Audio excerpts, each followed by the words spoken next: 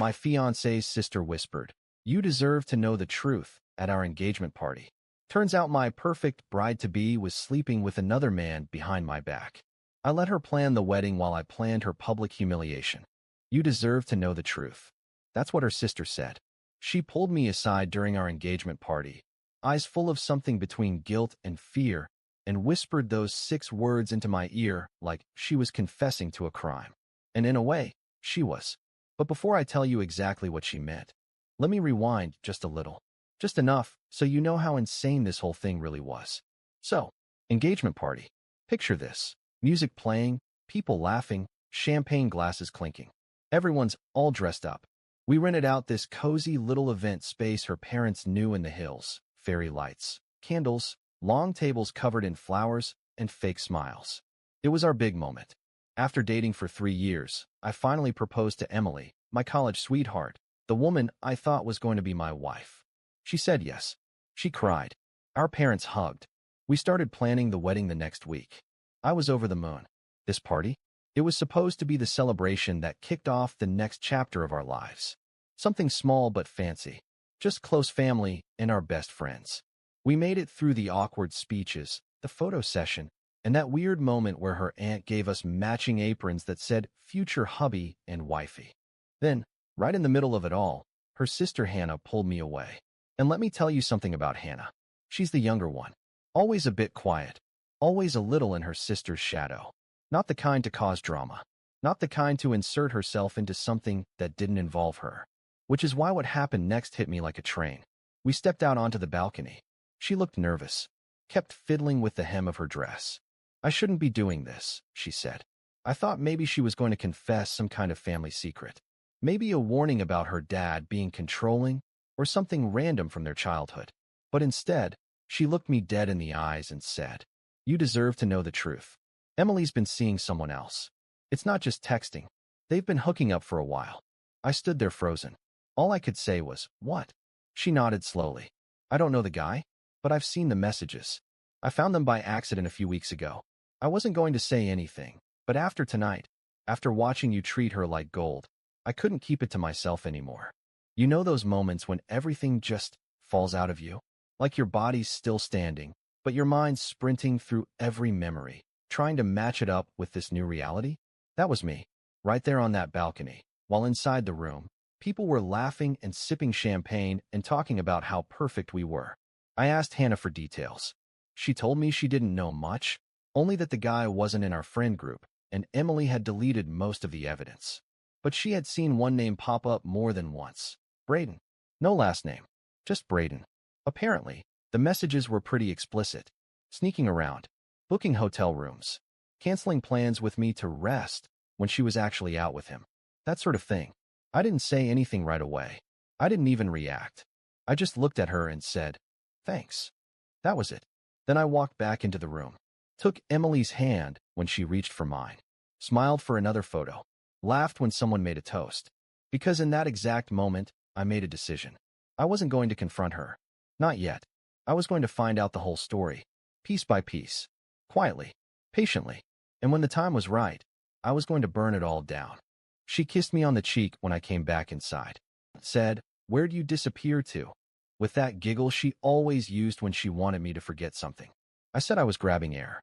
That I was just overwhelmed with how lucky I felt. She smiled, leaned in, and told me she loved me. It took everything in me not to flinch. Because now, every word, every touch, every look, it felt fake. I didn't say anything though. I wasn't going to give her the satisfaction of seeing me break. I just kept smiling. Kept playing my part. She had no idea I knew. The rest of the party was a blur. Family chatting about wedding venues. Friends sharing how they always knew we'd end up together. My dad gave this speech about commitment and trust. Emily teared up. I almost laughed.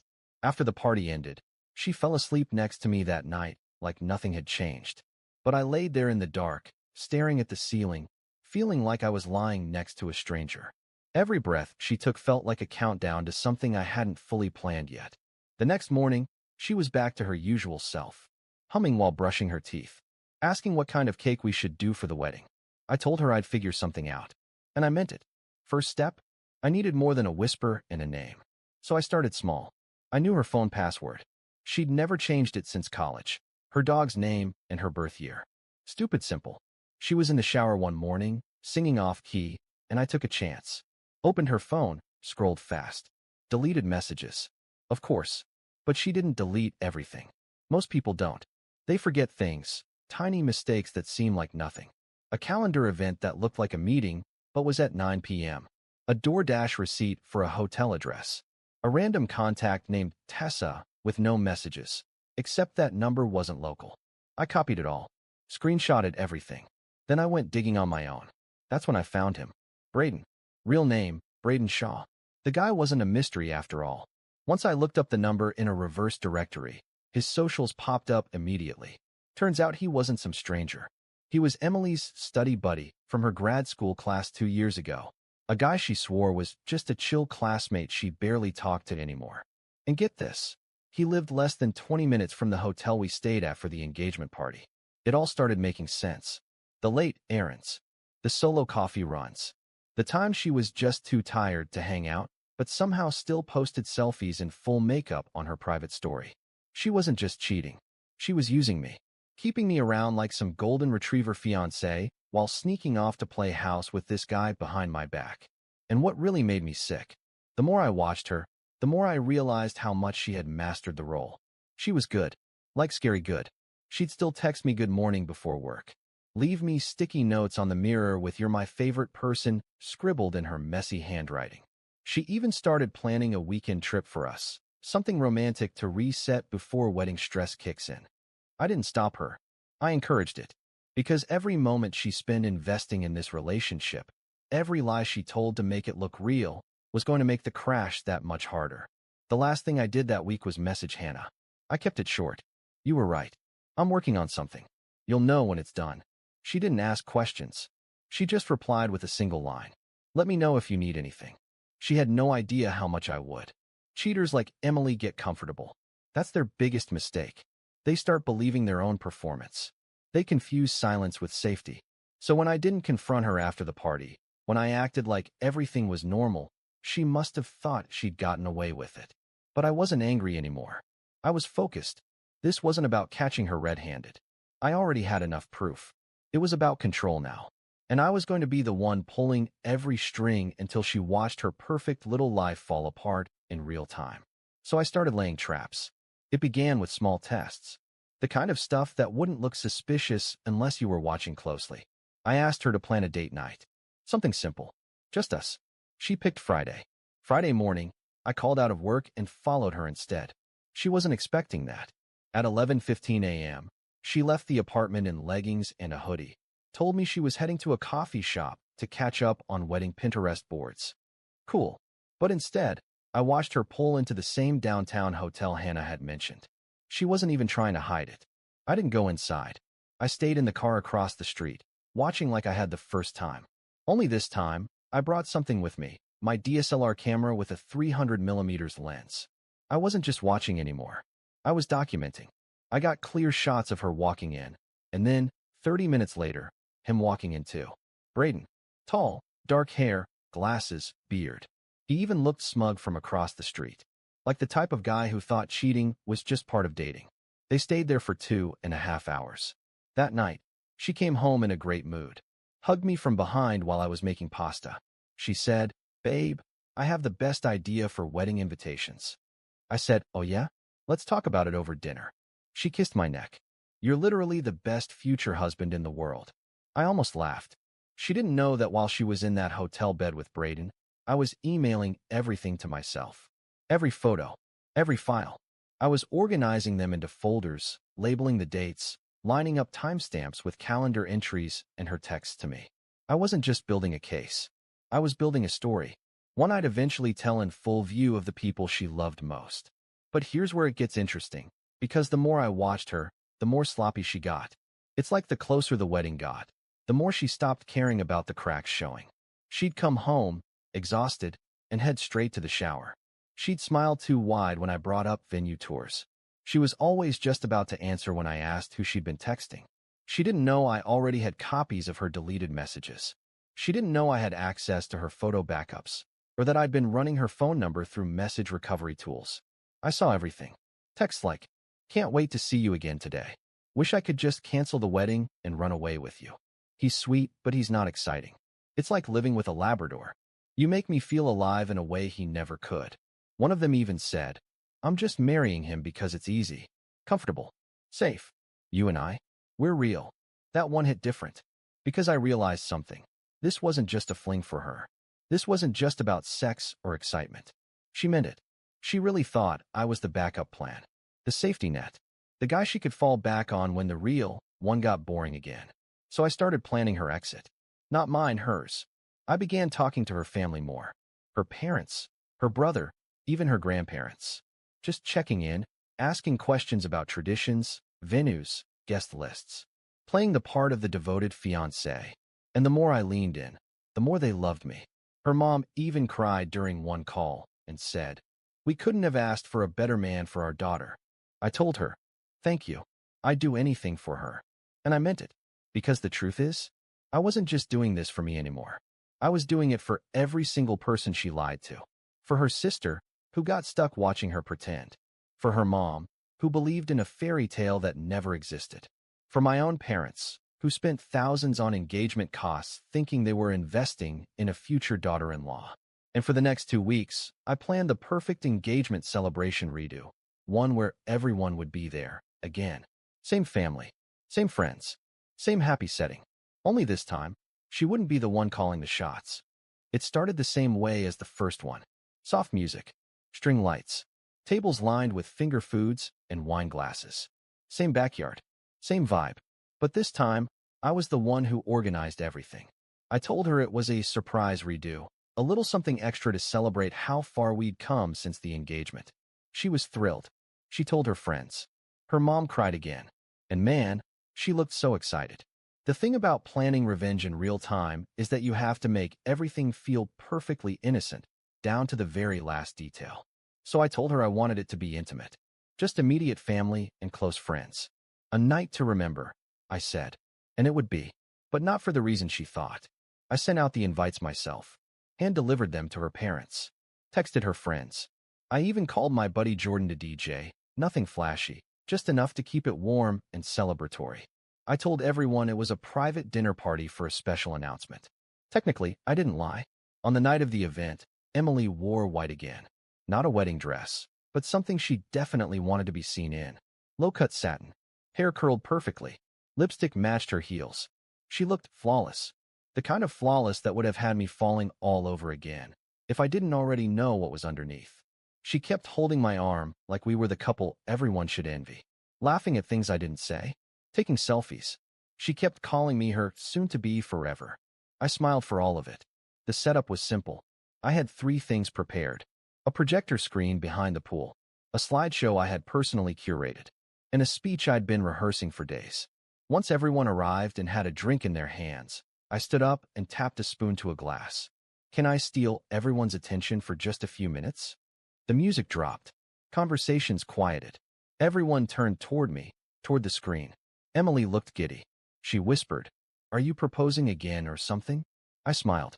Something like that. Then I clicked the remote. Slide 1.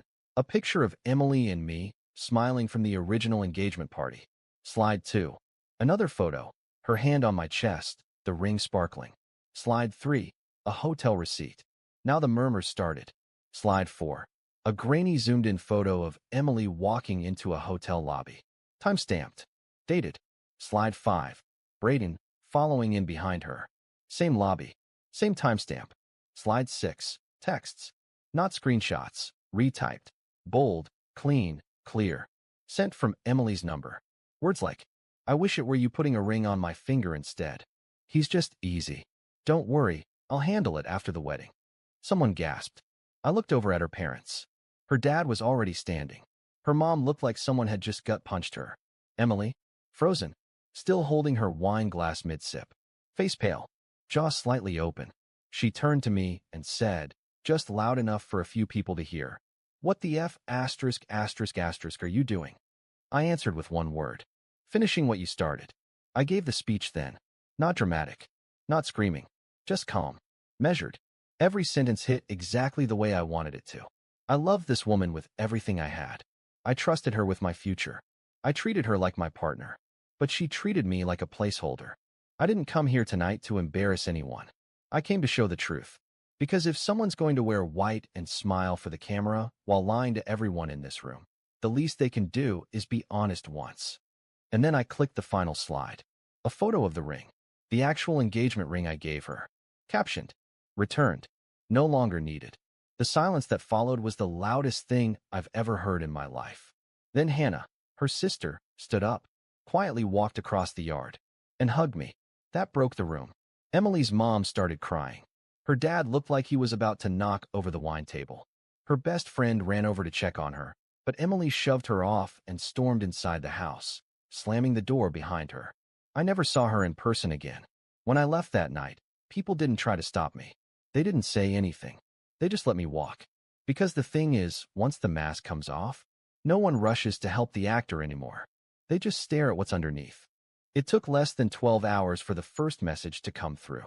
I woke up the next morning to 3 missed calls, 2 voicemails, and 1 long-ass paragraph that started with, "Please just let me explain." Classic. She followed it with every excuse in the book. That it wasn't what it looked like. That it was a mistake and never meant to go that far. That she didn't know how to stop. The usual greatest hits of guilty people. But you know what really stuck with me? It was when she wrote, "You were everything I needed.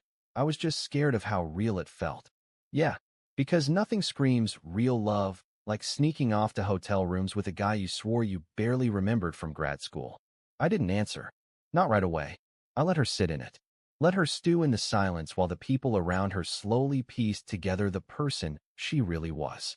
Hannah told me later that after the party, Emily spiraled hard. Her parents went nuclear. Her dad said, word for word, "You just ruined the best thing that's ever happened to you." Her mom shut down entirely. Didn't speak to her for days. And Braden, the guy she cheated with, he ghosted her the same night. Blocked her on everything. Turned off his socials. Packed up and dipped like he was never there. Turns out, he wasn't in it for love. Just the thrill of sneaking around with someone else's fiancée. Once it wasn't a secret anymore, he lost interest. Poof. Gone. The guy she thought was her real connection left her alone the minute she needed him to actually show up. And now she was crawling back to me. Texting me every day. Emailing me from different addresses when I blocked her. Leaving voicemails with her voice cracking, saying she was sorry. That she couldn't sleep. That she missed me. I didn't respond. Not once. But I listened. I watched. I wasn't angry anymore. I wasn't even sad. I was detached. Done. You see, she thought love made me weak. She mistook kindness for weakness. But what she never understood was that I was only kind because I chose to be. And when that choice disappears, so do I. About a week after the fallout, I got a knock on my door. It was Hannah. I hadn't heard from her since the night of the unparty, as she called it. She looked tired. Said she just wanted to check in. I let her in. We sat on my couch in silence for a few minutes. Both of us, just processing. Then she said something that caught me off guard. "I've seen her hurt people before, but I never thought she'd do it to someone like you." I nodded. "I don't think she ever saw me clearly," I said. "She just saw who she wanted me to be. Until she didn't." Hannah asked me if I was okay. I told her the truth. "I will be. I'm getting there." And then she said something I'll never forget. "I wish you'd been my sister's person, but maybe you were never meant to be hers." The next day, I got one final message from Emily.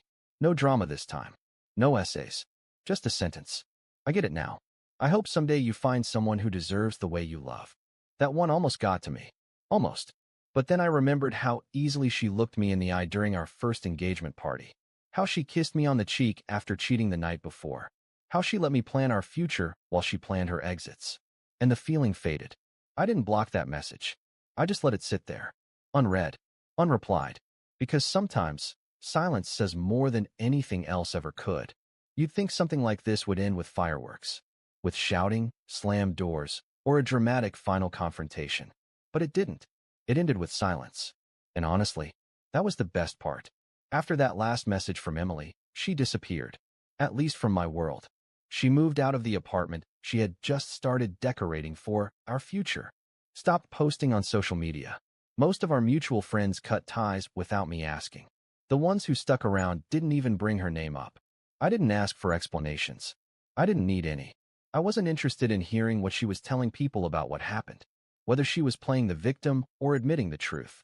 Because by that point, I didn't care anymore. The thing is, when you really let someone go, when the switch flips, you don't need to prove anything. You don't need to yell. You don't even want revenge. You just want distance. Space between who you were with them and who you are now. My parents were weirdly supportive about the whole thing. I think they were secretly relieved. My mom told me over coffee a few weeks later. I never said it at the time, but she always had a bit of a performance in her. Like she was playing the role of a fiancé more than living it. She wasn't wrong. Even now, when I look back, there's a kind of hollowness to it all. Like most of our relationship was being acted out for an imaginary audience. The Instagram captions, the cute anniversary videos, the way she called me my forever in public but rarely made space for me in private. Everything was a performance until I stopped clapping. As for Hannah, we stayed in touch. Not in a weird way, not like a rebound thing. Just friends. Which is strange, considering everything. But she was one of the only people in that world who didn't lie to me. She told me the truth when she didn't have to. Put herself in a difficult position to do the right thing. And I'll never forget that. She called me brave once. I laughed and told her I felt more like a wounded raccoon hiding in a garbage can. But honestly, I think it did take some kind of courage to stay calm. To wait. To choose quiet over chaos. Because I could have blown up. I could have dragged Emily through hell.